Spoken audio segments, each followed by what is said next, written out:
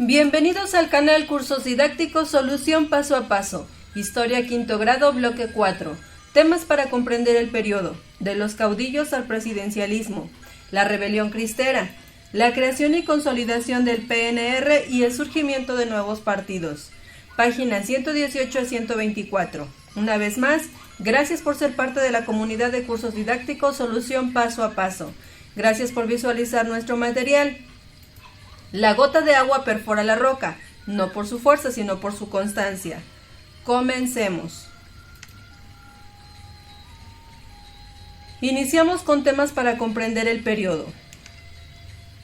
De los caudillos al presidencialismo. En la Constitución de 1917 se dispuso llevar a cabo diversos cambios en las instituciones para encaminar a México a la solución de sus problemas.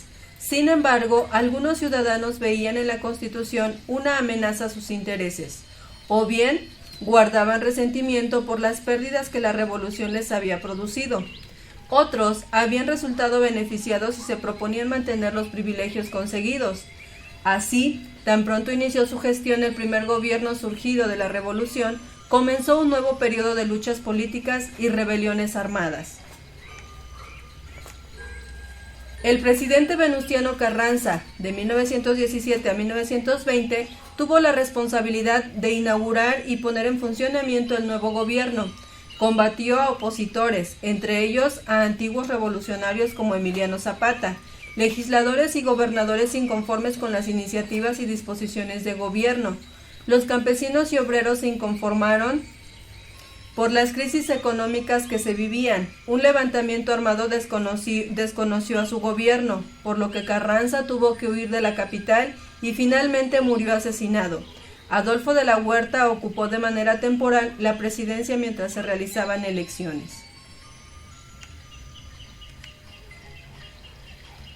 Tenemos una imagen en la página de su libro de texto, parte inferior, donde se muestra a Álvaro Obregón, 1880-1928, presidente de México de 1920 a 1924, y como observan también se cuenta en el texto con subrayado marcatextos para que puedan realizar ustedes algún resumen si es necesario. Continuamos. Durante los 6 meses de su mandato, de la Huerta se ocupó de arreglar o tratar de pacificar muchos de los problemas que habían alimentado el descontento popular y las luchas políticas durante el gobierno del presidente Carranza, y gracias a ello, el país comenzó a estabilizarse. El general Álvaro Obregón fue presidente de México de 1920 a 1924. Su participación en la revolución había sido sobresaliente debido a sus grandes habilidades políticas y militares. Como presidente llevó a cabo el reparto agrario, protegió la propiedad privada, ganó el apoyo de los obreros, de los campesinos y de sus adversarios políticos. Arregló las conflictivas relaciones con el gobierno de Estados Unidos y fundó importantes instituciones, como la SEP, en 1921. Con su poder e influencia logró que sus aliados modificaran el principio constitucional de no reelección presidencial, y fue electo de nuevo. Antes de tomar posesión fue asesinado, lo que provocó una grave crisis política. Observamos en la imagen de su página del libro de texto, parte superior, juguetes de la época exhibidos en el aparador de una tienda. Un dato interesante: los juguetes considerados modernos a principios del siglo XX eran traídos de Europa y Estados Unidos. Entre ellos podían verse muñecas articuladas y que hablaban, barcos provistos de calderas verdaderas, cajas de experimentos eléctricos, ferrocarriles mecánicos, entre otros.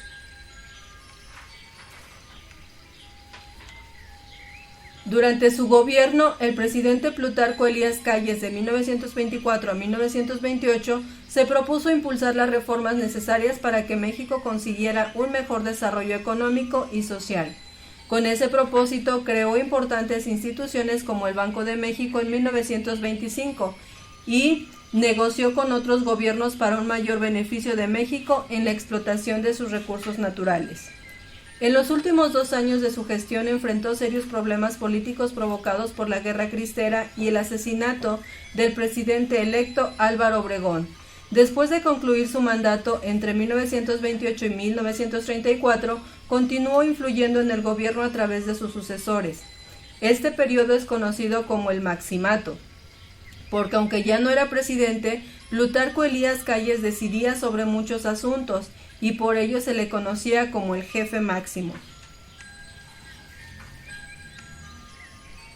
Observamos a Plutarco Elías Calles en 1877-1945, tomó posesión de su cargo como presidente de la República el 1 de diciembre de 1924. Lo observamos en la imagen que está en la página de su libro de texto, parte inferior derecha. Mapa conceptual. Leo y comprendo.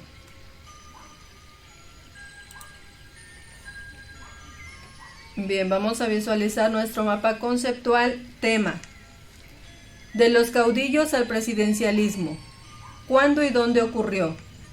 De 1927 a 1934 en los periodos de los presidentes Venustiano Carranza, de 1917 a 1920, Álvaro Obregón, de 1920 a 1924, Plutarco Elías Calles, de 1924 a 1928 y de 1928 a 1934.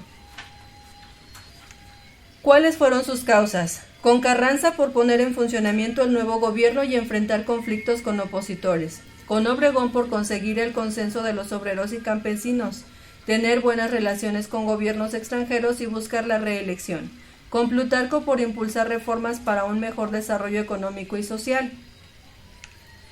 ¿Cómo sucedió? Con los cambios a la Constitución de 1917 para encaminar a México a la solución de sus problemas. Con Carranza por las divisiones políticas y la crisis económica. Con Obregón por lograr buenas acciones de gobierno y por modificar el principio constitucional de no reelección. Con Plutarco por impulsar reformas que limitaban la intervención de la Iglesia en asuntos políticos. ¿Quiénes participaron? Venustiano Carranza, Álvaro Obregón y Plutarco Elías Calles. Continuamos. Pasamos a la rebelión cristera. En la Constitución de 1917 se limitó la influencia de la Iglesia y la intervención de sus miembros en los asuntos públicos. En 1926 el presidente Calles expidió una ley que prohibía el culto externo, que son las procesiones y ofrendas, y oficiar a sacerdotes extranjeros, algunos de los cuales fueron expulsados. Limitaba el número de sacerdotes y clausuraba las escuelas católicas. En respuesta, las autoridades de la Iglesia Católica suspendieron las actividades religiosas en todos sus recintos y sus feligreses realizaron numerosas protestas contra la acción del gobierno, llegando incluso a las agresiones. El conflicto creció y se convirtió en una rebelión armada, conocida como Guerra Cristera, que se extendió por varios estados del centro-occidente, Michoacán, Guanajuato, Jalisco, Colima, Nayarit, Zacatecas y Aguascalientes. Soldados y rebeldes murieron en los campos de batalla. A mediados de 1929, un acuerdo puso fin a este sangriento enfrentamiento. La Iglesia Católica acordó no participar en la vida política del país y reconoció la autoridad del gobierno federal. A su vez, este se comprometió a devolver los templos ocupados y permitir la reanudación de los cultos. En la imagen de su libro de texto podemos observar lo que representa la Guerra Cristera.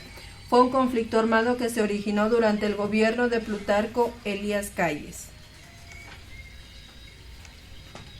Un dato interesante. En agosto de 1926, el presidente Plutarco Elías Calles manifestó su punto de vista a la prensa sobre el problema con la Iglesia que se había iniciado unas semanas antes. Y si apoyándose en hechos falsos, los obispos y arzobispos que firman la carta pastoral dicen que no pueden tolerar vejaciones a los principios relativos a la constitución de la Iglesia, no vemos por qué pueda extrañarse, en buena lógica, que no suceda lo mismo a nosotros al no estar dispuestos a tolerar vejaciones a los principios relativos a la Constitución de la República, con la circunstancia de que las vejaciones y ataques y desobediencias a la Constitución del país son ellos constantes e indiscutibles, en tanto que de nuestra parte para ellos no hay sino las sanciones y represiones a que las leyes obligan cuando, abandonando su campo único de acción, el de las conciencias de los católicos, tratan de invadir e invaden esferas de política y gobierno y provocan movimientos de desorden e incitan velada o claramente a la rebeldía. Vejación: acción de maltratar, humillar y ofender a una persona o institución. Eso es lo que significa la palabra vejación. Observamos en la imagen a una familia cristera. Comprendo y aplico. Después de leer este tema y la sección Un dato interesante, elabora un mapa conceptual acerca de la guerra cristera. Tu mapa debe de contener los siguientes elementos: ¿qué fue la guerra cristera? ¿Cuántos años duró? ¿En qué estados del país hubo levantamientos? ¿Quiénes participaron? ¿Cuáles fueron sus causas y cuáles sus consecuencias? Visualizamos nuestro mapa conceptual. Tema: guerra cristera. ¿Qué fue la guerra cristera? Un conflicto armado entre el Estado mexicano y la Iglesia Católica. ¿Cuántos años duró? Duró 3 años, de 1926 a 1929. ¿Quiénes participaron? El presidente Calles, la Iglesia y feligreses. ¿En qué estados del país hubo levantamientos? Se desarrolló en Jalisco, Zacatecas, Guanajuato y Michoacán. ¿Cuáles fueron sus causas? Se limitaba la intervención de la Iglesia en asuntos públicos, la promulgación de una ley que prohibía el culto externo, limitaba el número de sacerdotes y clausuraba las escuelas católicas. ¿Cuáles fueron sus consecuencias? Feligreses inconformes. El conflicto se convirtió en una rebelión armada, murieron soldados y rebeldes. Se llegó a un acuerdo entre la Iglesia y el gobierno. Muy bien, este es nuestro mapa conceptual. Una vez finalizado, continuamos.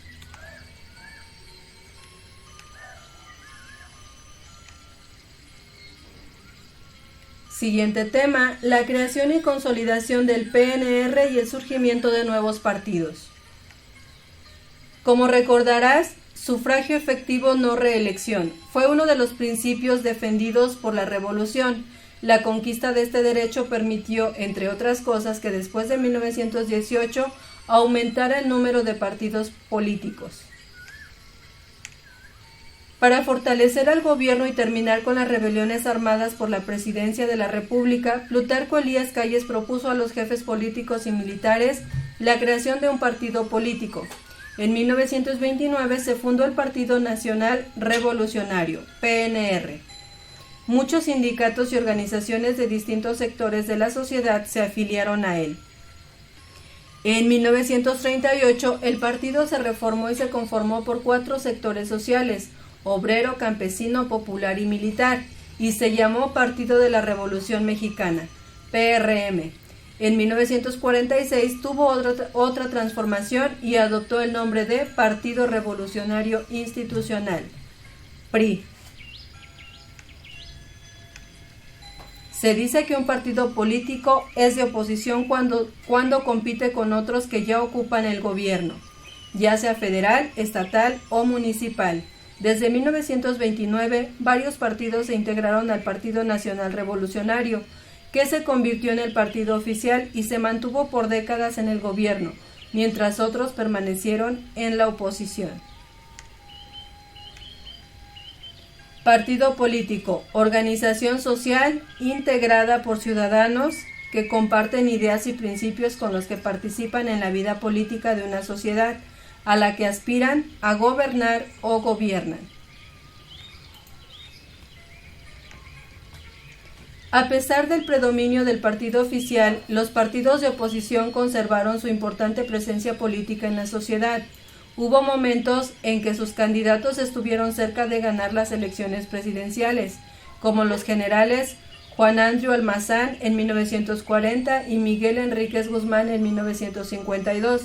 Sus seguidores acusaron al gobierno de haber cometido fraude electoral en favor del PRM y del PRI.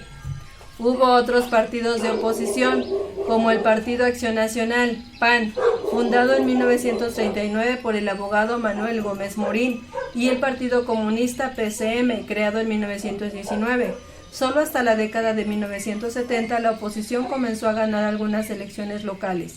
En 1977, Jesús Reyes Heroles, secretario de Gobernación, impulsó una reforma electoral a fin de permitir a los partidos de oposición participar con mayor libertad en los procesos electorales.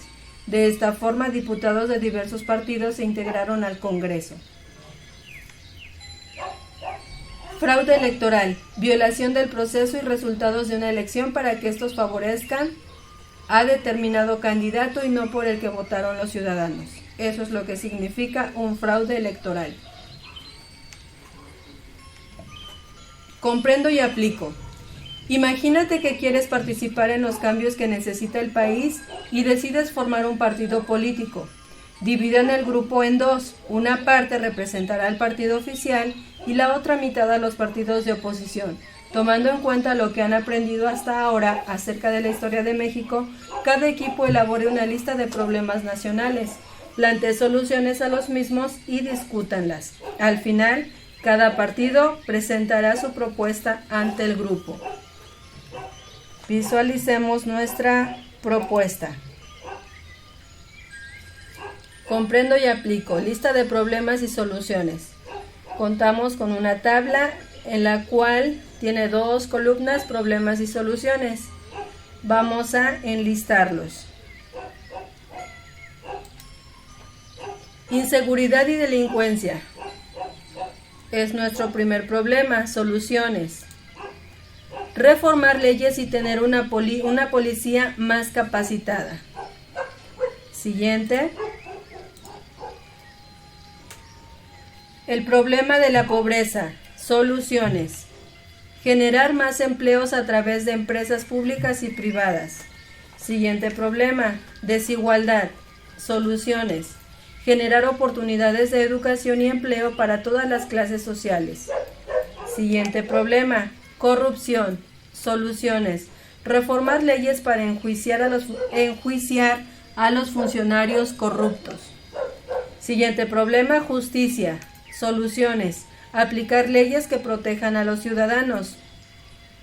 Siguiente problema. Desempleo. Soluciones. Inversiones públicas y privadas para generar empleos. Siguiente problema. Dificultad para el acceso a los alimentos. Soluciones. Promover proyectos sociales para el apoyo y el sector primario. Para el apoyo al sector primario. Escasez de agua. Inversión en redes potables, la solución. Siguiente problema. Educación pública de baja calidad. Soluciones. Crear suficientes escuelas e incentivos para el docente. Siguiente problema. Discriminación. Soluciones. Promover la cultura de inclusión social que respete a las minorías étnicas. Siguiente problema. Machismo y violencia contra la mujer. Soluciones. Promover una cultura que termine con los estereotipos y roles de género. Sistema de salud. Siguiente y último problema. Soluciones. Ampliar el número de hospitales públicos. Esas son nuestras propuestas, nuestra lista de problemas y las soluciones que daríamos a ellos. Muy bien, continuamos.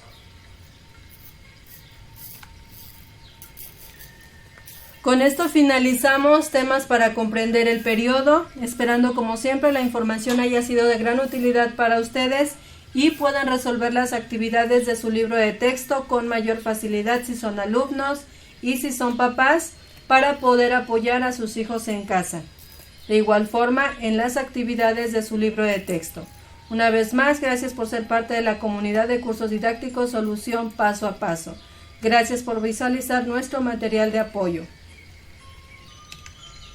Si aún no eres parte de la comunidad de cursos didácticos Solución Paso a Paso, te invitamos a suscribirte, a activar la campanita de notificaciones para estar al día con los nuevos contenidos.